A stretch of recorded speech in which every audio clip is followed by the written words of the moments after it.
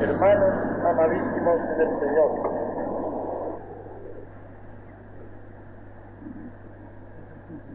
¿qué otra cosa puedo hacer ahora sino saludaros y desear a todos la bendición de Dios, su paz y su gracia? Todo es muy sencillo. De una parte, la providencia de Dios, que dispone las cosas con atención al pasado, el presente y el futuro. De otra, en colaboración humilde con esta acción providente, la Iglesia que llama, la respuesta del que es llamado, la fe de todos que nos une y nos mueve a cumplir nuestra misión al servicio de Dios y del pueblo cristiano.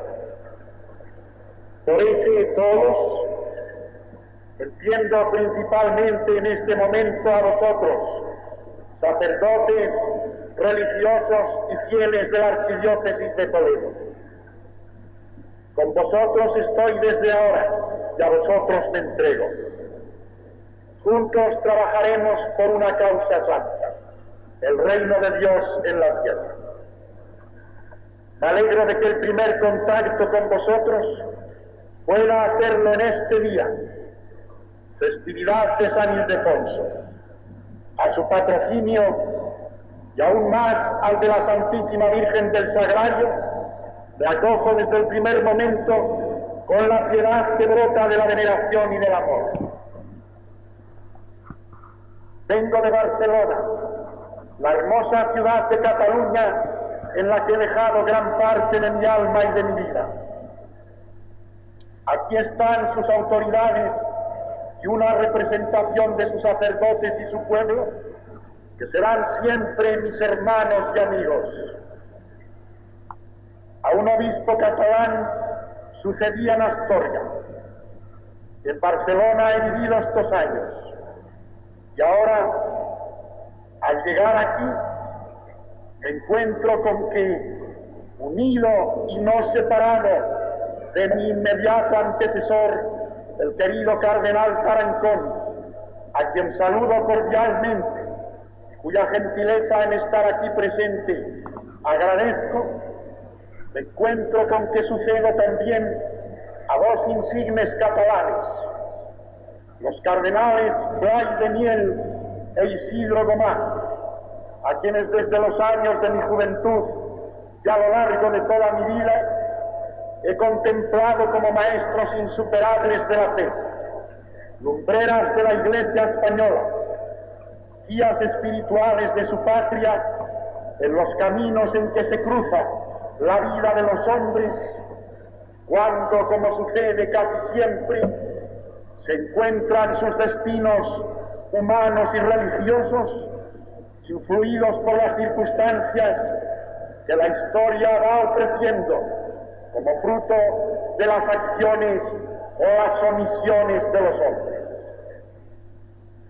Mi misión hoy es mucho más modesta y nuestra época es distinta de la que ellos vivieron, pero no tanto como para que se rompan los vínculos de un recuerdo que he querido evocar como respeto a lo que nunca puede extinguirse, como homenaje a la significación espiritual y apostólica de hombres que ya pasaron, pero aún así nos han dejado, desprendidos de la grandeza de su alma, valores permanentes de amor a la Iglesia y a la patria, que siempre son capaces de inspirar las actitudes que ahora pueden sernos exigidas por ese doble amor, actitudes nuevas, pero no contrarias, distintas unas veces,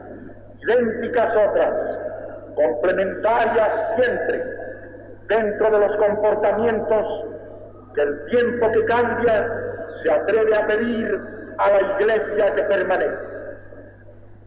Digo todo esto porque me lo sugieren esos dos nombres: Barcelona, de donde vengo, Toledo, a donde llego. Una y otra tienen sus glorias pasadas. He amado las que encontré aquí. Me siento abrumado ante la perspectiva de las que voy a encontrar aquí, densas como el peso acumulado de los siglos. Desgraciado el que las desprecie, pero pobre del que consienta que su rostro se pierda contemplándose en el espejo de las aguas que pasan para no volver. Unos y otros hemos de mirar más al futuro, oteando lo que el porvenir trata de ofrecernos, si bien con voluntad propia para construirlo, con una mano moldeándolo en el ejercicio de nuestra responsabilidad inaplicable, y con la otra incorporando al nuevo edificio las piedras de ayer que pueden servir no porque son de ayer, sino porque son piedras consistentes. Lo bueno, cuando es bueno en sí, es bueno siempre. Y ahora me dirijo ya a vosotros, mis queridos hijos y hermanos de Toledo, autoridades provinciales y locales, sacerdotes del clero catedral y parroquial, seminarios, comunidades religiosas de hombres y mujeres de vida activa y contemplativa, conciliarios, miembros de las asociaciones apostólicas o piadosas, familias católicas, centros académicos y militares, empresarios, obreros, campesinos y sobre todo a vosotros, sacerdotes del mundo rural, los que habéis hecho y seguís haciendo tantas veces una pastoral misionera y de encarnación sin necesidad de hablar de ella. Para todos, mi abrazo, mi amistad y el ofrecimiento de la relación y el deber que hacia vosotros tengo desde este instante. Vamos a trabajar todos juntos, en paz y con amor, con una responsabilidad compartida dentro de la misión que a cada uno nos corresponde según nos la confía la Santa Iglesia, con ánimo grande y generoso para todas las renovaciones precisas, pero sabiendo el porqué de las mismas, el cómo y el hasta dónde, con fidelidad a la doctrina y respeto a las leyes que ayudan a mantenerla limpia, sin integrismos inútiles y audacias alocadas, sin verbalismos ni ambigüedades que más que aleccionar despiertan confusión o fomentan curiosidades, con espíritu de oración, tal como de ella nos habla Santa Teresa de Jesús, doctora de la Iglesia en esta época del Vaticano II, Iglesia tan necesitada de oración y de silencio, con amor eficaz y verdadero a los pobres, velando por la justicia de los derechos que les corresponden, sin quebrantar los derechos de los demás, predicando y sirviendo al Evangelio en la totalidad de su mensaje de salvación y de los medios que para lograrlo nos dejó el Señor, sin reducirlo a un profetismo que tan evangélico como es cuando se hace en unión con Dios, así es de indigno cuando obedece a los criterios apasionados de los hombres.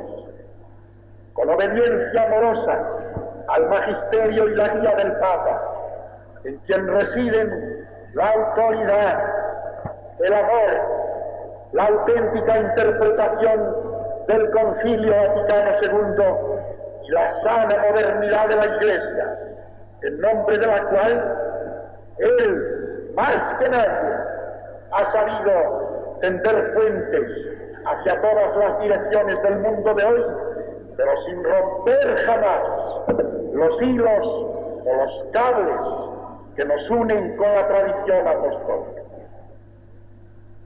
En las lecturas que habéis escogido para esta liturgia de hoy, la primera nos habla del sacerdote y del culto a Dios en el santuario. Cuidaremos de ese culto en la catedral y en todas las iglesias de la diócesis, para gloria del Señor y edificación del pueblo. La segunda se refiere a las divisiones entre cristianos. Nos esforzaremos todos por superarlas, con toda la humildad y el amor de que seamos capaces. Soy obispo de todos y para todos, no de un grupo. De todos tengo que aprender y a todos pido ayuda para que en unión con todos pueda conducir hacia Dios al pueblo cristiano, uno y múltiple. La tercera lectura me sugiere una reflexión más detenida. El Señor dice a sus discípulos, con palabras particularmente aplicables a nosotros los sacerdotes, que somos la sal de la tierra y la luz del mundo.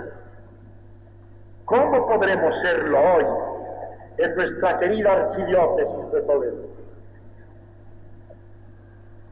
El pueblo cristiano, ese a quien con frase bíblica y conciliar llamamos pueblo de Dios, tiene derecho a una iglesia que le ofrezca la paz, no la turbación de la polémica continuada, porque cada uno de los miembros de ese pueblo entró en la iglesia porque ella le llamó para darle con el bautismo la filiación sobrenatural y ser hijo de Dios, viviendo de la fe y la esperanza, es un don divino que incluso de la cruz hace un yugo suave y una carga ligera.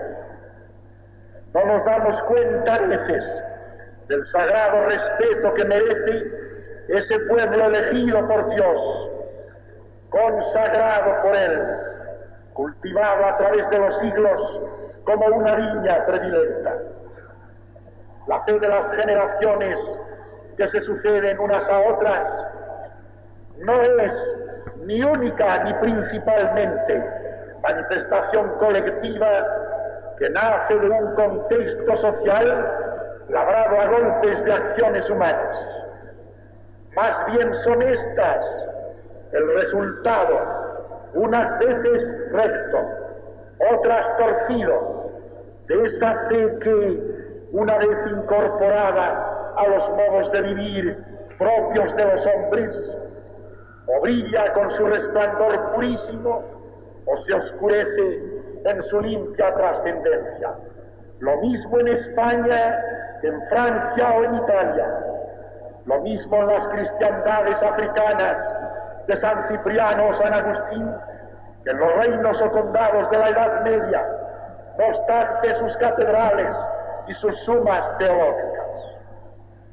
El esfuerzo de la Iglesia es purificar esa fe y librarla de extrañas adherencias, sin poder conseguirlo jamás en su totalidad, fuera de ciertos momentos que la providencia de Dios se reserva a elegir para que un destello de su luz nos siga iluminando, que puede aparecer en la vida de un santo, en los escritos de un místico, en un movimiento apostólico determinado de sacerdotes, religiosos o seglares, siempre en el magisterio de la Iglesia ejercido por los obispos en comunión con el romano pontífice. El pueblo de Dios, ese pueblo formado no por los grupos de los que a sí mismos se consideran y se llaman selectos y promocionados, sino por las minorías de los santos y por las mayorías de los pecadores humildes, necesita de la esperanza teologal, cuyo objeto es Dios mismo, su vida inefable, participada ya en este mundo por la gracia y poseída del todo en el cielo. Por eso es necesaria la oración y la piedad, como lo son los sacramentos, y la profesión de la fe, objetiva y subjetiva, para que esta esperanza nuestra no se pierda en los vericuetos de nuestras aspiraciones terrenales. Como es necesaria la mortificación de las pasiones y la huida del pecado, como lo es la devoción sincera a la Santísima Virgen María y a los santos, nuestros intercesores en el cielo. Un pueblo cristiano sin esperanza teologal, fundada en los méritos infinitos de Cristo muerto y resucitado, alimentada en la comunión de los santos, es una degradación o una caricatura del cristianismo. No podemos, pues, arrebatársela. Con nuestros conflictos eclesiales, provocados a veces por una excesiva y narcisista contemplación de nosotros mismos. Por supuesto, esta esperanza de lo eterno no nos dispensa de la preocupación por hacer mejor nuestra convivencia en la tierra. Así se lo pedimos a Dios, como moradores de este mundo, cuando rezamos en el Padre Nuestro que nos dé el pan de cada día. La esperanza del cristiano no es adormecedora ni enervante, y debe sumergirnos en una silenciosa beatitud frente al pecado, manifestación y causa a la vez de todas las injusticias que trastornan al hombre y a la sociedad. En este sentido, nuestra esperanza es también estímulo para el combate diario, intrepidez en la proclamación de los derechos y los deberes de todos. Es exigencia de fortaleza y de templanza, es coraje y paciencia, es tensión y sufrimiento. Todo esto es, pero sigue siendo esperanza en Dios, y por lo mismo nos pide examen de conciencia continuo, caridad, paciencia, perdón, ayuda fraterna, confianza indestructible. Confiar, yo he vencido al mundo. Estas palabras del Señor no se refieren a un resultado espectacular logrado en cualquier fuente milvio de la historia y a un triunfo apologético de la verdadera religión sobre las religiones falsas. Se refiere a esa secreta y misteriosa victoria que se opera en las profundidades del corazón de cada uno de los discípulos de Jesús en el tiempo, cuando de verdad creen en Él y le aman. Es la esperanza de los hijos de Dios que viven en nuestros pueblos pequeños o en nuestras grandes ciudades, en una comunidad naciente en tierras de misión o en una parroquia de tradición secular, como las que puede haber en el Toledo de San Ildefonso o en el Milán que arrastra tras de sí la gloria y la santidad de un San Ambrosio o un San Carlos Borromeo. Ese pueblo de Dios, en fin, necesita y pide de nosotros, que somos luz y sal de la tierra, el ejemplo de nuestras buenas obras, que permitan alabar a nuestro Padre que está en los cielos. Las obras de nuestra santidad personal y ministerial, propias de nuestra condición específica, no las del simple comportamiento ético, connaturales a la dignidad humana. Se trata de alabar no solo a la divinidad cuyo rostro puede verse reflejado en la aspiración al bien que surge en cualquier hombre o mujer, o en la grandeza cósmica del universo, sino de alabar al Dios del cielo, Padre del Hijo unigénito, el Dios de la revelación cristiana.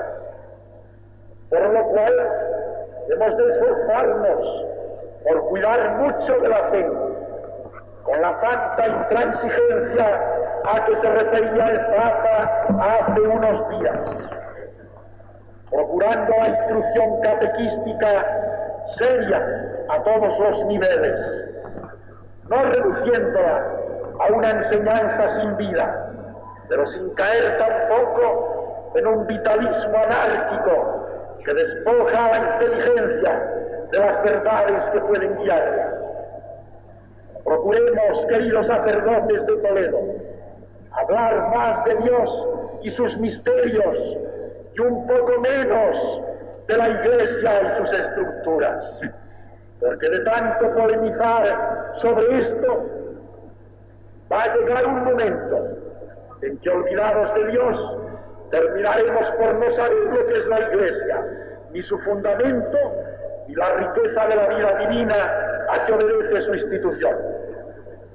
Y vamos, sí, pendientes de lo que la pastoral nos pide, pero sin hacer apelaciones abusivas a ese sagrado concepto, dentro del cual no pueden tener legítimo albergue todas nuestras aspiraciones, sino solo aquellas que pueden ser sentidas en unión con Jesucristo, el buen pastor, el cual nos dice: no creáis que he venido a abolir la ley de los profetas, no he venido a abolir, sino a dar plenitud. Os aseguro que antes pasarán el cielo y la tierra que deje de cumplirse hasta la última letra o tilde de la ley. Suele decirse también, con palabras de Jesucristo, que el sábado se hizo para el hombre y no el hombre para el sábado. Así es, pero algunos de los que citan este pasaje evangélico suelen olvidar la frase que sigue, dicha también por Jesucristo: Dios es el dueño del sábado. Dios, no nosotros. O lo que es lo mismo, que no es pastoral quitar o cambiar la ley porque a algunos les agrade hacerlo así. Termino ya. Tiempo nos dará el Señor para orar, para reflexionar juntos o en silencio, para hablar cuanto tengamos que decirnos. Gracias, excelentísimo señor nuncio apostólico de su santidad. A vuestra excelencia ofrezco el homenaje de mi devoción y mi fidelidad al Santo Padre. Gracias, obispos hermanos de la provincia eclesiástica. Queridos antiguos obispos auxiliares de Barcelona, obispos hermanos, hijos de Toledo, que pastoreáis en otras diócesis. Gracias, señores ministros de Justicia y de Trabajo del gobierno español. Mi oración por vosotros, empeñados en la difícil tarea de procurar el bien común de los habitantes de nuestra patria. Con paz y comprensión podemos trabajar con la independencia y colaboración justas en favor de lo que la Iglesia proclama como deseable para cumplir su misión en el mundo de hoy, que no es el de ayer, y en servicio del pueblo cristiano de España, cuyas gentes sencillas rezan y quieren ser buenos, ni mejores ni peores que los demás. Los hijos de esta patria española, tan recia y tan hermosa, que ya no tiene quizá la unidad católica de antaño, pero que tampoco quiere que se pierda lo que nos queda, conforme el mismo Santo Padre proclamó. Estas gentes sencillas que comprenden que es inevitable, más aún en algún aspecto deseable, el pluralismo que acompaña a nuestro tiempo, pero a la vez no pueden entender que sea inoportuno el deseo de enlazar manos y pensamientos de los que quieren seguir formando comunidad por encima del bosque de las pluralidades, y lo desean por el bien de ellos y de sus hijos. Que nadie se enoje cuando la Iglesia, urgida por la exigencia de su fidelidad, se esfuerza por predicar y hacer vivir lo que el Evangelio pide para la vida de un pueblo. Siempre es mucho lo que falta para lograrlo, en España y en todos los países de la tierra, pero sí que tenéis derecho vosotros a pedirnos que lo hagamos de tal manera que nuestra voz sirva de verdad para iluminar, para ayudar, para impulsar a la consecución de lo que el orden moral pide incesantemente a las conciencias de los gobernantes y los gobernados. Adiós a vosotros, autoridades, sacerdotes y amigos de Barcelona. ¿Cuánto os he amado? Siento el deber de proclamar aquí, en el corazón de Castilla, mi admiración y mi gratitud a Cataluña. Sois demasiado nobles para que os puedan empequeñecer las incomprensiones de los de fuera o las desviaciones de los de dentro. Volveré alguna vez a vosotros y me acercaré a ese colegio de la Compañía de Santa Teresa de Jesús en donde he vivido, a la catedral que he predicado, a las parroquias que visité. También, señor alcalde de Barcelona, a esa plaza de San Jaime, para entrar en el ayuntamiento en que he nacido, porque en el momento en que iba a salir de la ciudad, vosotros me hacíais hijo adoptivo de la misma. Gracias a las autoridades, sacerdotes y amigos de Astorga, inolvidable antigua diócesis, sencilla y fecunda como una madre buena.